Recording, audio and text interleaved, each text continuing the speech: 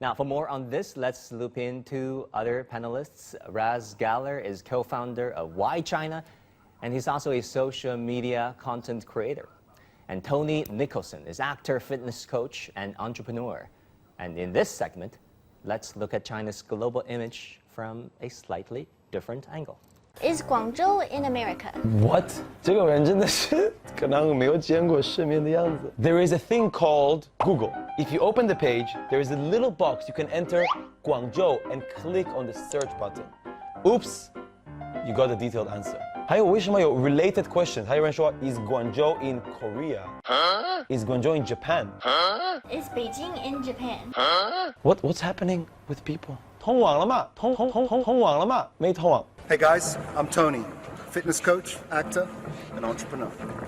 So yeah, it was tremendously affected, both my acting and fitness, because cinemas are closed, acting jobs are stopped. I, for the first time, used Douyin. I've never used Douyin before, so I just started using Douyin, became the first foreigner to be able to do live streaming. And every day I would get on Douyin and just start talking to people and say, okay, what you need to do is 8 minutes, Karate, Qigong, and meditation. And I do it, in my house because everyone was confined to their homes. Hello guys, welcome back to The Hub. I'm Wang Guan, and I'm so happy to be joined today by Raz Galler, co-founder of Why China. Hello there, Raz. And also by Tony Nicholson, actor, fitness coach, and entrepreneur. So good to have you with us on our show. Raz, let me start with you. How often do you find yourself in a situation where you're like, man, this foreigner really doesn't know that well about China, or this Chinese guy really doesn't know much about the West? Well, to be honest, very often. I think it's a very normal thing to generally not understand much about other cultures and just know very general things or stereotypical ideas. It's a daily encounter. Of course, when I meet somebody in China, they might not necessarily know much about my country, and I'm from Israel. But at the same time, when I speak to people back home or from other countries that do not know much about China, don't speak the language, their understanding of the most basic things could be close to zero. And for me, it's shocking because in the internet era, the information age, there should be much more openness to learning more about other cultures. And it was quite often that when I would try to share with them things about my basic day-to-day life here, they would not be knowing a lot about some general things. Tony, let me go to you. You have lived in China for over, 18 years now? 18 years, yeah. 18 years. I came to China when I was 17. So yeah, it's a long time. You kept telling us that it's China that made your China dream come true, right? Yeah, so, when I first came to China, I went to Guangdong province, and I was the only foreign student in my university, so the first foreign student they ever had. And, I was just so amazed at how hard people worked, right? When I lived in the West, I didn't know much about China at all. And then when I came here, I realized how nice people were, how hard people worked, and it inspired me to say, you know what, I can work hard too and make a life for myself. And for me, it started off with fitness, and I've been able to do amazing things here, things I would never be able to do in the West. One of our big goals in health is, with our company, is to help drop 1 billion kilos, which is 250 million people each losing 5 kilos. You wouldn't be able to do that. You wouldn't be able to do that anywhere else in the world. So only in China. Have you succeeded in that campaign? No, we just started. So yeah, that's our goal. And I joined the campaign too. yeah, definitely. No, I want to do that too. Tony, count me in. The amazing things with China, so for example, in my health program, I combine both the best of East and West. So in the West, it's core health, core fitness, and in China, I combine Qigong, prostrations, which is called Karate, and then teachings from Laozi. Laozi's been a big part of my journey here in China. Why Laozi? I mean, what part of his philosophy that inspired you the most? Everyone in China is very familiar, around the world is familiar with the journey of 1,000 miles, begins with a single step, but there's much more in Laozi's work. He's got 81 essays. So, for example, there's a saying which is, what is a good man but a bad man's teacher, and what is a bad man but a good man's job, right? So there's many profound teachings in his works that I found very impactful in my life. For example, there's teachings about water, being like water, being flexible, being like the ocean, which is the most powerful force so in the Bruce world. Lee stole the line from Laozi. I saw that video about Bruce Lee.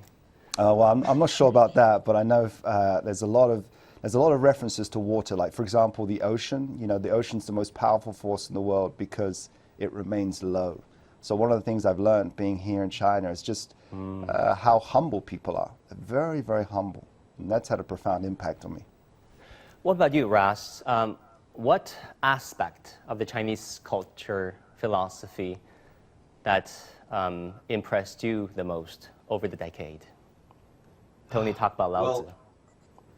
Well, when it comes to Laozi, actually, when I was studying in Peking University for my undergrad, one of the courses I had to take was about Laozi, and we had to memorize 55 of the 81 passages for the final exam. So that wasn't the most fun memory, the studying, the sleepless nights, and I managed to pass this. I have no idea how I did it. It was very difficult. But yeah, Laozi's ideas and inspirations were incredible. But for me, I think I connected a lot to the family values that I saw in China, traveling here, getting to know so many local people, being hosted every single Chinese New Year in different family, the different methods and the hosting and the hospitality of Chinese people is something that really shocked me. The love and the patience and how much they give you and how much they want to be there for you and make you have the best time ever. That's something that I think many other places I didn't feel that warmth, and made me feel like that I'm part of the family. Everywhere I go, a lot of times I don't feel like a stranger, and that's something that as a foreigner, as an expat, you would always fear a bit that you're a bit different. But in China, there's a lot of things about how they host people, the hospitality, and then especially how much they value their families, how much they fight and work hard for their parents, for their grandparents, and how much the grandparents and parents are doing so much for their children. So I think we do have a lot more in common than we are led to believe on many occasions.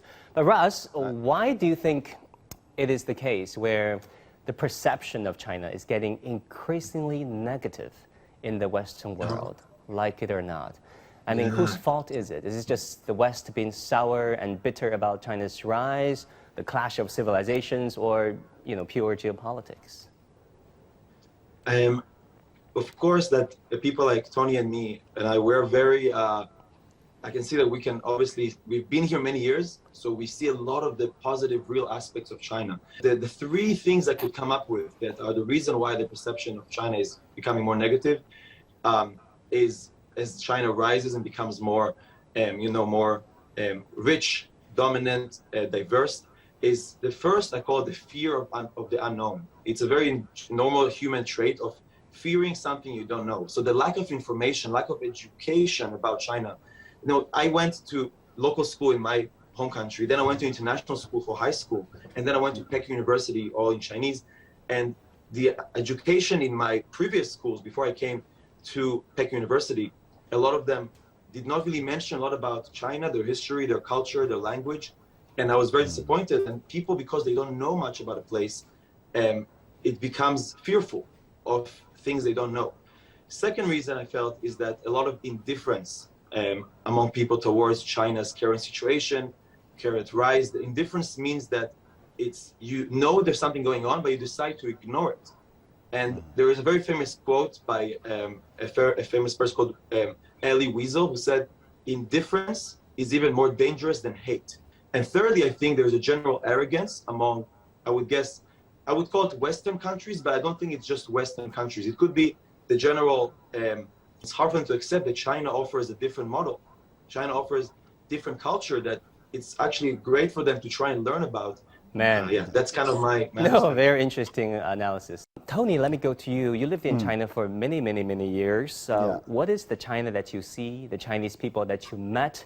How would you compare that versus what's being reported about this country, about this culture from the outside? So I think you need to live it to know it. A lot of people haven't lived in China, so they don't really know it. And I went to Tsinghua University. I also went to Harvard Business School. And I do believe that education is key. You know, what I see in China are people who are very warm, as Raz talked about, the family values. I'll give you an example for me is, one of my dreams was to start filming in China, to you know, start as an action performer, doing action movies. And when I arrived on my first film set, every single actor, from the crew to the people I was working with, it made me feel like a star on set. And I was just, you know, I had a small part, but our film turned out to be, you know, #1 in China. It was #1 in the Middle East. And I just thought, wow, you know, how did that happen? And that happened because people really welcomed me with open arms. And, you know, I was an unknown. And for my whole 18 years in China, it's been that. And, you know, I think when I talk to people outside, many people, they don't know about China. You know, if you haven't lived it, you don't know it. And, you know, the best way is to either get educated or come and see it for yourself. Let me, you know, try to show our audience some of the clips that you have done. Do we have them? Oh God. Okay. Nicely staged. Who you fooling with this window dress rehearsals? If you guys want to see a movie, go to the cinema. Don't come to my channel. I don't do movies. Trust me, if I do movies, nobody will watch it. I'm probably a terrible movie director or anything like that, or an actor. I just do recording my life in China, chilling, documenting, meeting people. Go to the cinema. Okay, I mean, there are a lot of you know, questions about you know, the content that we created over there. How would you try to, you know, communicate with some of the Western viewers who are not necessarily sold about what's really happening in China? It's one of the greatest questions. Then the one thing I wake up every morning and ask myself and my team, and we ask each other, how to create topics that could attract more attention and more understanding of China, and how do we tackle the so-called, as I said, indifference, so-called sometimes hate, sometimes fear of China. And one way we always do, the one way we always use on each one of our content, is that we focus on the people. My strategy and our style of connecting and letting more people understand so-called the concept of China, which is going to be so big, you know, there's like 5,000 plus years of history. And a lot of times people in the West can relate to it, because if you notice, we said at the beginning of the interview today, we have so much more in common in terms of our values and our love to our families, our love to you know, we're eager to succeed and try to make more of ourselves in our lives. We're eager to have friends, even if at the beginning they're very skeptical, and they're like, is this really true, or is it just a propaganda, as the common word is used, propaganda? But if you do it you do it over time, 1 year, 2 years, 3 years, and you continuously show different stories, feature different people, you realize that there is a change that can happen over the perspective of these people. And yeah, so that's what we do. Yeah, I mean, propaganda is such a loaded word. Tony, finally, let me go to you, my friend. You've been doing such interesting work. You hold the Guinness World Record of having 2,300 Chinese planking simultaneously. Wow. I wish I were there. So tell us, in your opinion, what could China do to better communicate with the Western world, to better present its culture, its people, its, you know, social and cultural fabrics to the outside? You know, we were talking about social media, and I really agree with Raz that social media, it allows the power of one to connect with many. And through the videos I do, whether it's just posting on Douyin, it goes from either 5 million to 30 million views per post. And then for the live streaming, 10 to 30,000 people per live stream. And those are incredible numbers, right? People just tuning in to listen to you talk about health, or in my case, it's film. And so to get back to your question, you know, what's a way we can, you know, better bridge the gap and help people understand? It's by being a role model. So there's always this saying I have, which is you either can be a warning or you can be an example. And for me, I like to be an example of, you know, what's possible here in China, and always talk about the China dream. For me, it's health and fitness and film. And you know, what I've been able to achieve here, I don't think I'd be able to achieve that anywhere else around the world. All right, gentlemen, very interesting conversation. Come back again. Thank you so much for your time. Tony Nicholson and Raz Galor, thank you both so very much.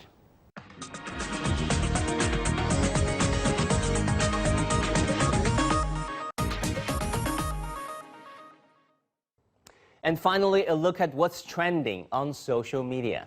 Since we've been talking about the perception of China, here's my pick for the day. This is a cartoon done by my wonderful colleague at CGTN. It reads, "I'd like a hot COVID-19 report Americano with little science, big bias, extra blame on China, and whipped cream on top." Wow. And that will do it for this edition of The Hub. If you have any questions, comments, or suggestions about this cartoon or our show, feel free to contact me on social media, on Facebook, Twitter, or Weibo. Send us your social media content too, because we might just pick your content next time around. Thank you for joining us on The Hub. Our news coverage continues at CGTN. Bye for now.